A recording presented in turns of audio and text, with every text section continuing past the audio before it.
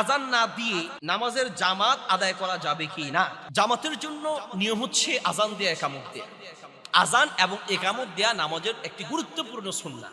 বাকি কেউ যদি আজান না দিয়েও নামাজের জামাত করে তাহলে তার নামাজ হয়ে যাবে, নামাজ হয়ে যাবে। কিন্তু এটা স্বাভাবিক নিয়ম নয়। নিয়ম হচ্ছে কি আজান দিয়ে তারপর নামাজ পড়া, নামাজের জামাত পড়া।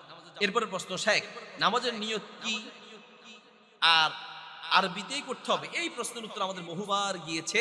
নামাজের নিয়ত আরবিতে নয়, নামাজের নিয়ত বাংলায়, এবং নামাজের নিয়ত মুখে পড়ে পড়ে দিতে হবে না, নামাজের নিয়ত অন্তরে আসলেই হবে। আর নিয়াতু হিয়া ইরাদাতুল কলব, নিয়ত হচ্ছে অন্তরের ইচ্ছার নাম। আপনি কোন ওয়াক্তের নামাজ পড়ছেন, কি পড়ছেন, কয় রাকাত পড়বেন, এটা অন্তরে এসে গেলেই আপনার নিয়ত হয়ে যাবে।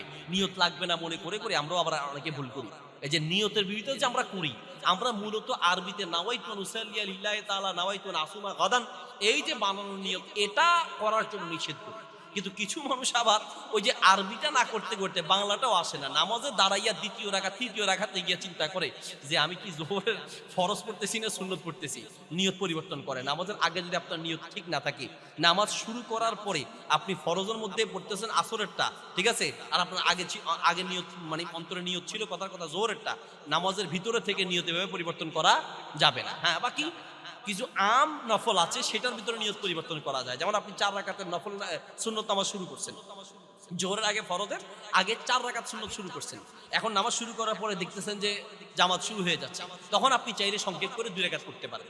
এগুলো পরিবর্তন করা যায়। কিন্তু আপনি জোহরের নামাজের সময় দাঁড়িয়েছেন, মনে করছেন এটা আসরের সময়, আসরের নিয়ত করে যদি জোহরের নামাজের ফরজে দাঁড়ান তাহলে কি নামাজ হবে?